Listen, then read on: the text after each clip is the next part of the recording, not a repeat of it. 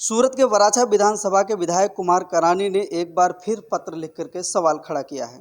सूरत के वराछा विधानसभा के विधायक कुमार करानी कई बार लोगों के सवालों को पत्र लिखते रहते हैं। बीजेपी विधायक होने के बावजूद उन्होंने अपने ही कैबिनेट को पत्र लिखा है और लोगों के सवालों का समाधान करना चाहते हैं। कई बार कुमार करानी ने खाद्य पदार्थों में मिलावट को लेकर मुख्यमंत्री को पत्र लिखा है। आपको बता दें कि विधायक कुमार करानी ने खाद्य एवं रसद विभाग को पत्र लिखकर फिर भी संबंधित विभाग से अभी तक कोई जवाब नहीं मिला है और न ही इसका समाधान मिल पाया है।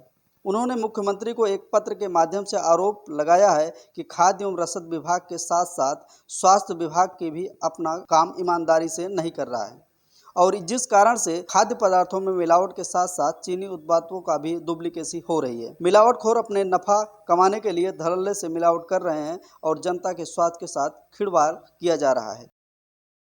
આપણે ઘણા સમયથી જોઈએ છીએ કે ખાદ્ય પદાર્થો અને સામગ્રીની અંદર ખૂબ જ મોટા પ્રમાણમાં ભેળસેળ થઈ રહી છે। આરોગ્ય વિભાગ ફૂડ ડ્રગ્સવાળા સેમ્પલો લેવામાં પણ આવે છે ઘણીવાર, એ સેમ્પલો પણ ફેલ થાય છે।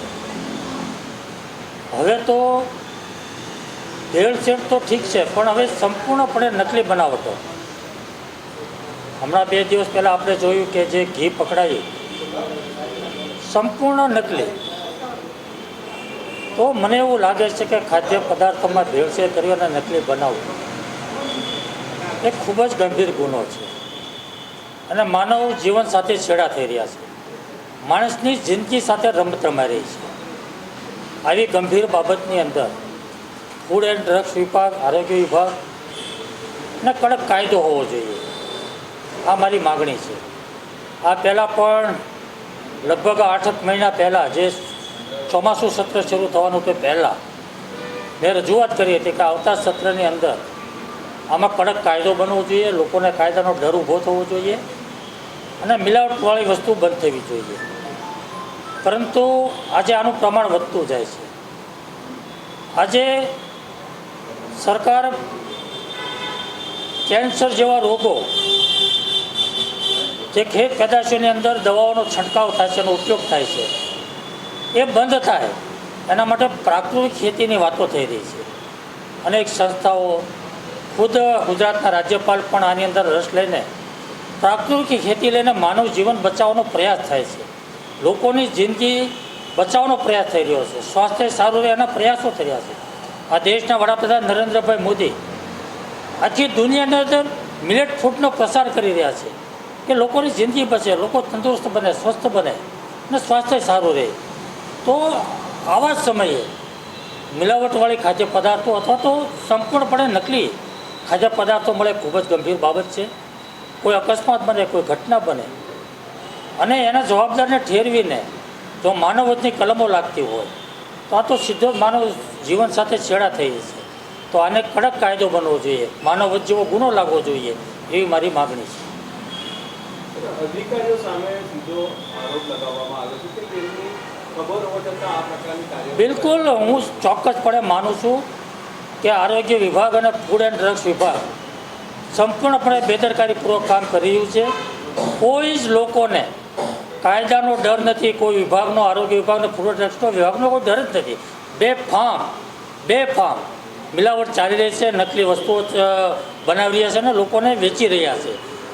માનો કે હું તમને એક દાખલો આપું કે વાર તહેવાર આવે તો સેમ્પલો લેવાય। દશેરા આવ્યા છે તો ફાફડાઓના, જલેબીના સેમ્પલ લીધા। સેમ્પલનું પરિણામ ક્યારે આવે? 10 દિવસ 15 દિવસ પછી તો ફાફડાની જલેબી તો ખવાઈ ગયા હોય, લોકોએ ખરીદી લીધા, ખાઈ ગયા હોય। આનો કોઈ મતલબ નથી। શો સપાટા જગ્યાએ કોઈ ઠોસ કાર્યવાહી થાય અને કડકમાં કડક કાર્યવાહી થવા માટે કડક કાયદો જોઈએ। બંને વસ્તુ છે, આરોગ્ય વિભાગ અને ફૂડ એન્ડ ડ્રગ્સ વિભાગની બેદરકારી અને કડક કાયદો નથી, પાંગળો કાયદો છે, એટલા માટે બધું ચાલે છે।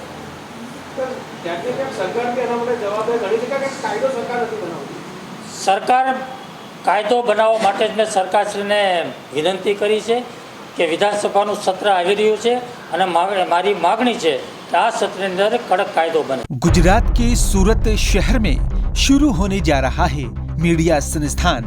ये सूरत का एक ऐसा मीडिया संस्थान है जहां से आप आसानी से 6 महीने का शॉर्ट टर्म सर्टिफिकेट कोर्स कर सकते हैं और मीडिया के क्षेत्र में 1 साल का डिप्लोमा भी कर सकते हैं, जिसके बाद आप टीवी न्यूज चैनल, अखबार, पत्रिका इत्यादि में काम कर सकते हैं और मीडिया के क्षेत्र में अपना नाम कमा सकते हैं। जो भी प्रवेश पाना चाहते हैं अपना मोबाइल नंबर कमेंट बॉक्स में लिखें, हमारे प्रतिनिधि आपसे संपर्क करेंगे।